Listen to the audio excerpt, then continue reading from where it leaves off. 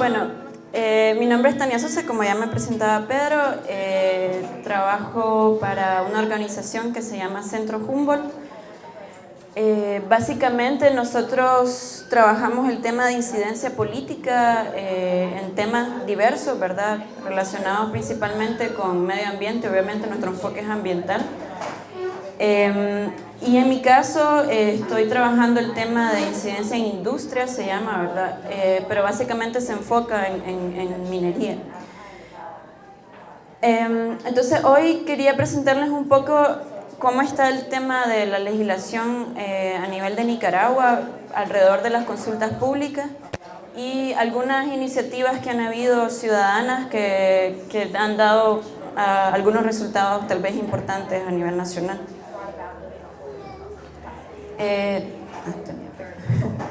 Bueno, en principio contamos con una ley de participación ciudadana que contempla una serie de iniciativas para que se promueva, ¿no?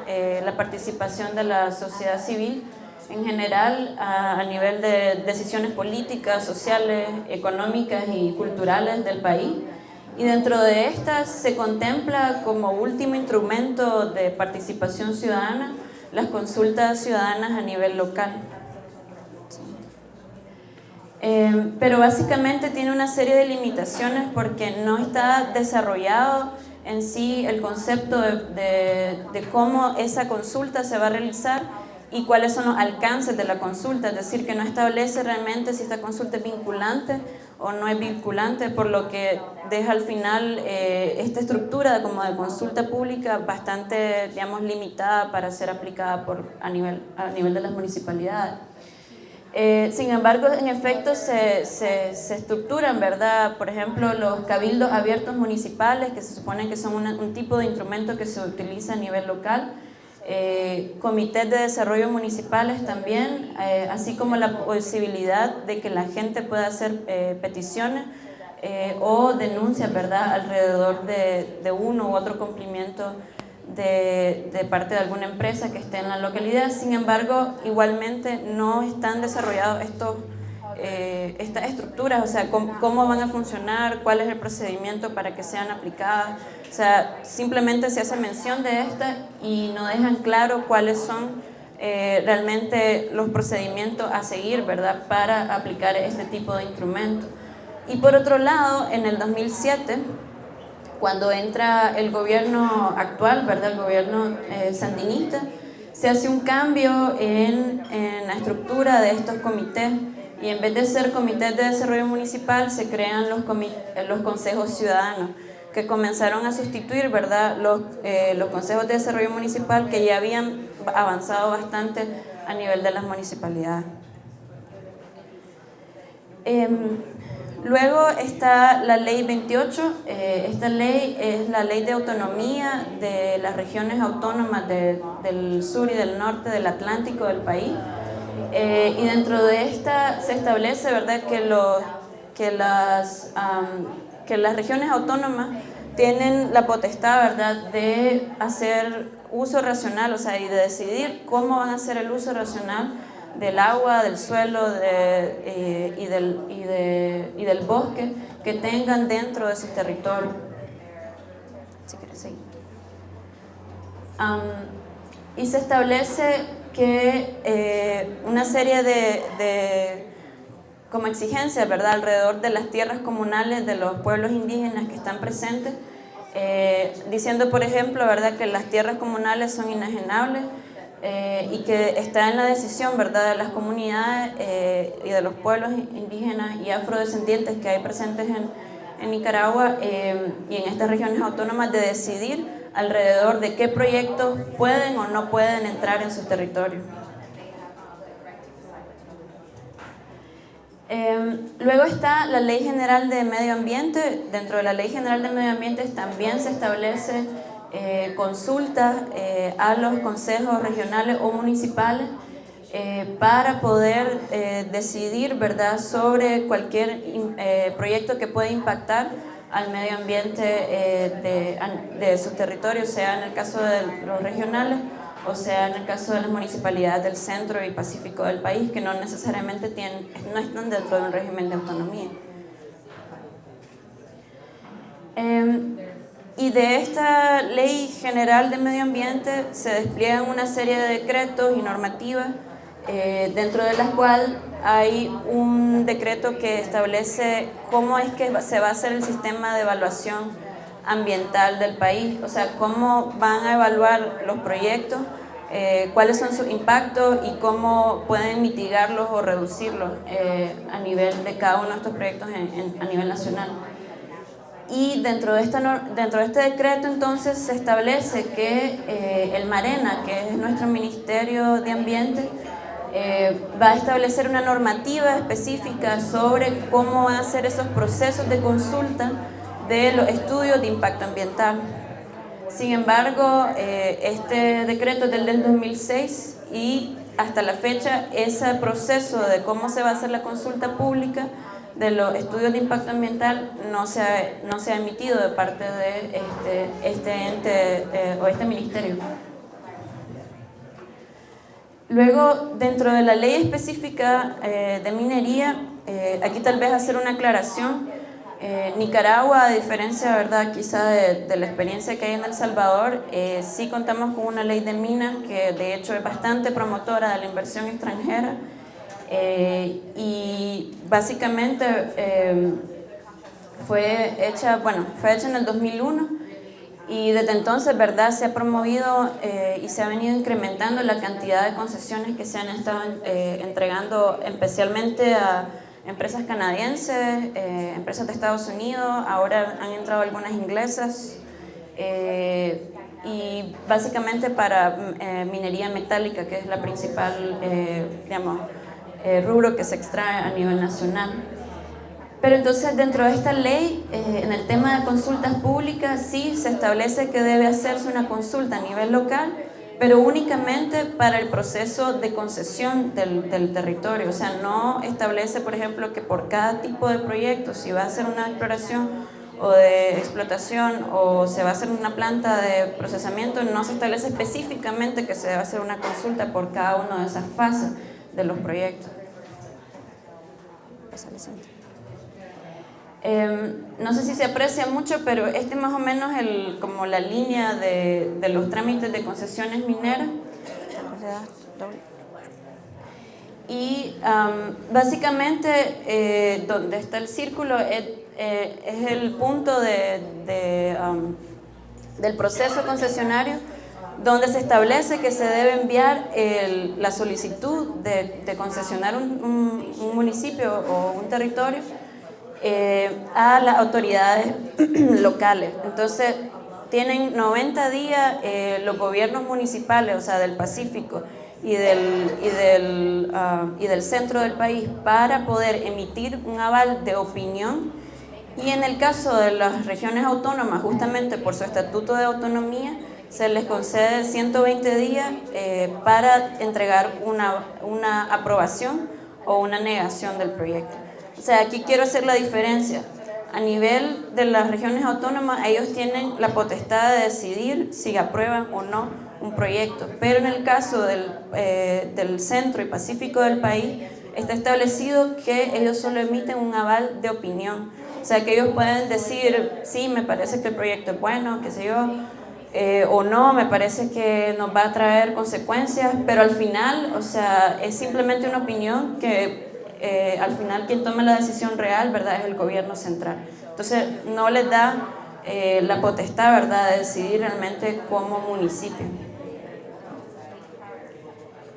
Y luego, en el marco del decreto que les mencionaba de sistema de evaluación ambiental, tienen que pasar por un proceso de permisología ambiental. Entonces, en esa fase también se tiene que entrar a consulta pública, pero como ya mencionaba, muchas veces, ¿verdad?, se pasa por alto porque justamente no se ha establecido un proceso claro de cómo se van a hacer estas consultas, por lo que muchas veces son básicamente manejadas entre la empresa y el Ministerio de Energía y Minas, y al final, ¿verdad?, dicen únicamente las cosas positivas alrededor del proyecto, los proyectos sociales que ellos van a promover, pero no necesariamente cuáles son los impactos y cuáles son las medidas de mitigación que va a tomar alrededor de los impactos que ocasiona un proyecto minero. Me dicen si voy muy rápido. Está bien. Ok. Dentro de esta misma ley de minas se estableció una reforma, ¿verdad? Y se dice que a través de una resolución ministerial, el Ministerio de Energía y Minas también se suponía que iba a definir cómo iba a ser el procedimiento para que se pudiera obtener ese aval de opinión de parte de los municipios o la aprobación respectiva de los gobiernos regionales. Sin embargo, al igual que en el caso del decreto del 2006, este procedimiento sobre la consulta pública no se ha hecho hasta ahora.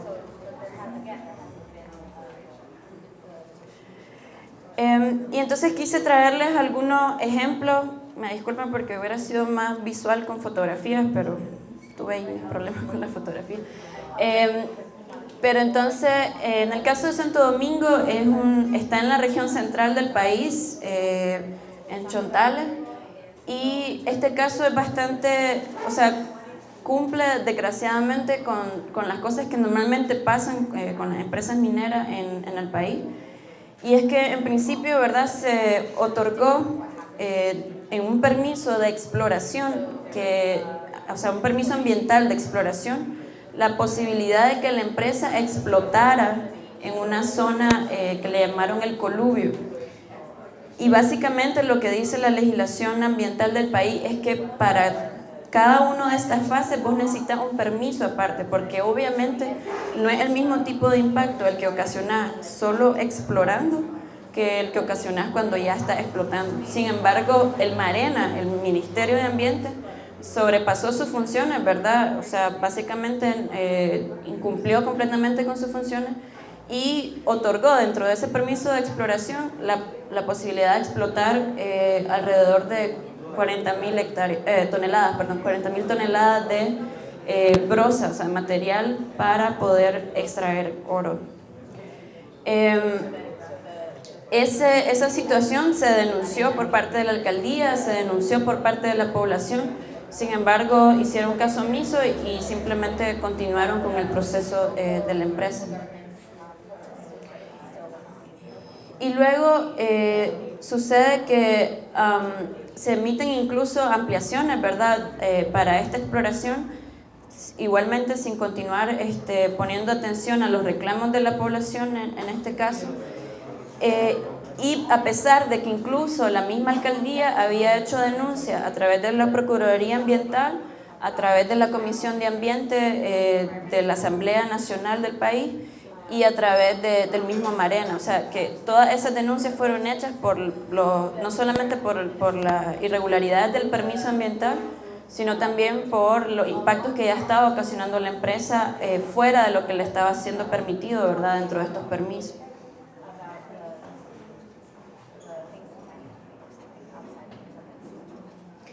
Okay.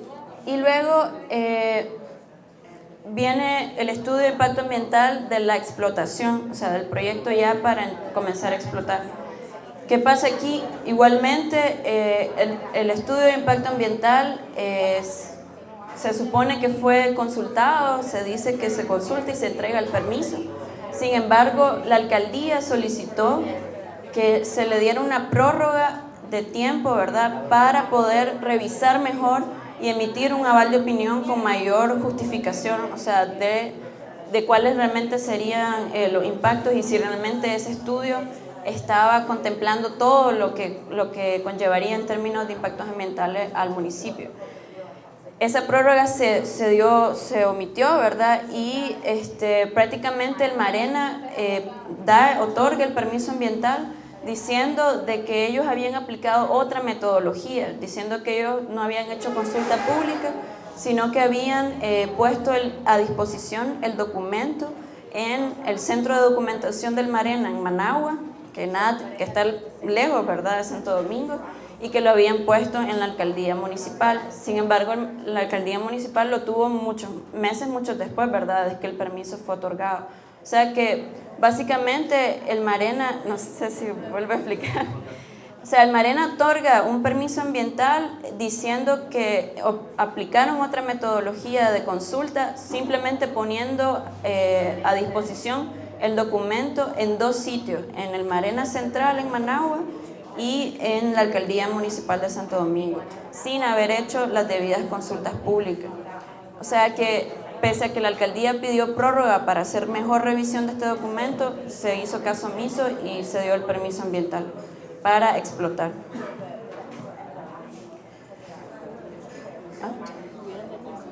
Sí. En base a esto, ¿verdad?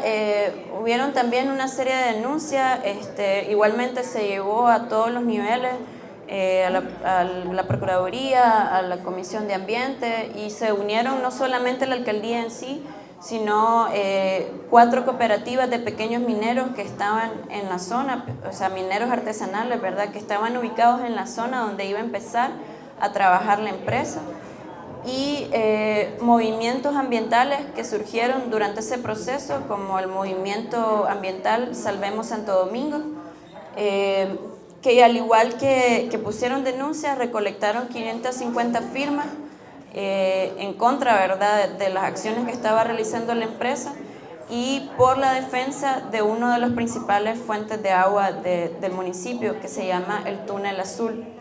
Esta fuente hídrica básicamente abastece al 90% del municipio y está siendo amenazado actualmente, de hecho, porque ya empezó la explotación, dado que están explotando en la parte alta de donde se recarga el acuífero, digamos, donde se recarga toda esa agua que finalmente fluye, ¿verdad?, al sitio donde bombean el agua hacia cada una de las casas del municipio. Otro caso es Camuapa, Huaco, eso también es en el centro del país. Y en ese caso es un caso más o menos exitoso hasta ahora, ¿verdad? Porque entre el 2009 y 2012 llegaron alrededor de 2 empresas solicitando permisos para explorar en la zona, y básicamente el Consejo Municipal dijo no a estos proyectos, fue unánime la decisión, pero consideramos que apoyó mucho de que había mucha conciencia de los impactos de la minería, gracias a mucho trabajo de sociedad civil, de parte de los dueños de las fincas que iban a ser afectados, o sea, que iban a ser concesionados. Entonces, y estos dueños de fincas, convenientemente para la población, eran muchos de los mismos concejales que estaban tomando la decisión alrededor de si dejar o no entrar a la empresa. Entonces, finalmente, hasta la fecha, Camuapa es un municipio que no tiene minería del todo, ¿verdad? Ni de exploración ni de explotación. Y, de hecho, por la misma conciencia que se ha creado alrededor de la sociedad civil, se creó un movimiento en el 2013 que se le llamó Movimiento Ambiental en contra de la exploración y explotación minera. Y este movimiento se ha mantenido bastante activo, sobre todo a través de una radio que se llama Radio Camuapa, que ha hecho mucha conciencia a nivel de las comunidades con programas, viñetas, entrevistas a distintas a distintas organizaciones que están vinculadas con el tema de minería. De hecho, de esto que estamos hablando aquí se lo vamos a llevar a él, a la persona de Radio Camuapa, para que también exprese, ¿verdad?, lo que está pasando en otros países. Y realmente se ha logrado bastante con ese proceso de conciencia a través de la radio. Rancho Grande, para ya terminar, espero todavía tener tiempo. Sí, bueno, el caso que a mí me gusta más porque es un caso de resistencia bastante fuerte que salió de la comunidad. Inició en el 2004 cuando había un proyecto de exploración en la zona y hubo mucho trabajo de concientización a los campesinos y campesinas que están en la zona. Este es un municipio que vive principalmente del cacao y del café. Son meramente productores, ¿verdad? Y también tienen ganadería. Y básicamente hubieron intercambios, se llevaron a grupos de campesinos a ver cómo funcionaban las minas en sitios donde ya había minería, ¿verdad? Se les llevó talleres, viñetas, se hizo una serie de campañas que los ayudó a ellos a entender, ¿no? Y a apoderarse de que realmente ellos no necesitaban minería, que ellos tenían en sus manos algo mucho más rico en términos de sostenibilidad, ¿verdad? El suelo fértil que tiene este sitio es realmente altamente fértil y además las condiciones ambientales del municipio son buenísimas, ¿verdad? Para la producción de cacao y café. Este municipio tiene la dicha y el honor, diría yo, de proveerle de cacao a una productora alemana bastante de chocolate, una productora de chocolate en Alemania. Y lo eligieron porque, en palabras del gerente de la empresa, que se llama Rittersport, él dice que en Nicaragua tiene el mejor cacao que ellos pudieron haber conseguido. Entonces, que definitivamente era lo mejor que podían elegir para producir su chocolate. Y en fin, entre 2010 y 2014, cuando viene una empresa a querer explotar en la zona, ya después de haberse hecho toda la exploración, obviamente la población ya estaba concientizada, ya sabía de las consecuencias de la minería y se hicieron una serie de acciones. Ya van alrededor de 10 marchas municipales y departamentales. Incluso se han emitido cartas a la alcaldía y a los distintos entes locales. Y también prácticamente se levantaron 7.000 firmas ciudadanas. Fue una iniciativa completamente de ellos, de los líderes comunitarios y de la Iglesia Católica, que ayudó a coordinar toda esta acción. Y que básicamente pues ellos decían solo son 5.000 porque 5.000 son las que tienen cédula, ¿verdad? Pero, o sea, un documento de identificación, pero en definitiva pues habían 7.000 personas que estaban en contra de la minería en el municipio. Esto se entregó al Ministerio de Energía y Mina, a la Comisión de Medio Ambiente de la Asamblea Nacional y a la Presidencia directamente. Sin embargo, hasta la fecha pues no se ha recibido realmente ninguna respuesta alrededor de lo que se hizo, pues de la entrega de las firmas, porque se entregaba junto con ella una carta solicitando que que negaran la concesión a la empresa, que es una empresa canadiense que se llama B2Gold, y que básicamente de verdad no volvieran a dejar pasar ningún proyecto en esta zona. Pásalo así. Estas son algunas fotos de las cosas que se han hecho y algunas cosas que la empresa también ha hecho, vendiendo una idea de que la minería es responsable, poniendo cuadros, ¿verdad?, en las casas diciendo sí a la minería responsable a aquellas personas que han estado a favor con la empresa, ¿verdad? Pero también están algunas fotos de las marchas que se han hecho. Solo últimos datos, realmente en Nicaragua no ha habido tanta violencia como quizá en Guatemala o en Honduras hasta ahora, pero sí ya tenemos el caso de Rancho Grande. Hubo una militarización del municipio, anduvieron buscando a los líderes que estaban organizando todo el movimiento antiminero. Y sobre todo debido a un paro escolar, o sea, fue una iniciativa también de la ciudadanía, comenzaron a limitar a sus hijos, o sea, les dijeron no voy a mandar a mi hijo al colegio hasta que la alcaldía y el gobierno le digan no a la concesión, o sea, al proyecto de explotación que quieren establecer en nuestro municipio. Ese paro escolar está desde julio de este año. Y continúa, y básicamente la gente está cerrada, ¿verdad? Tomó esta decisión bastante extrema con tal, ¿verdad?, de que definitivamente cierren, ¿verdad? Mejor dicho, saquen a la empresa del municipio y nieguen completamente este proyecto, tanto la alcaldía como el gobierno nacional. Bueno, básicamente esa es mi presentación y si tienen preguntas, pues después será. Muchas gracias.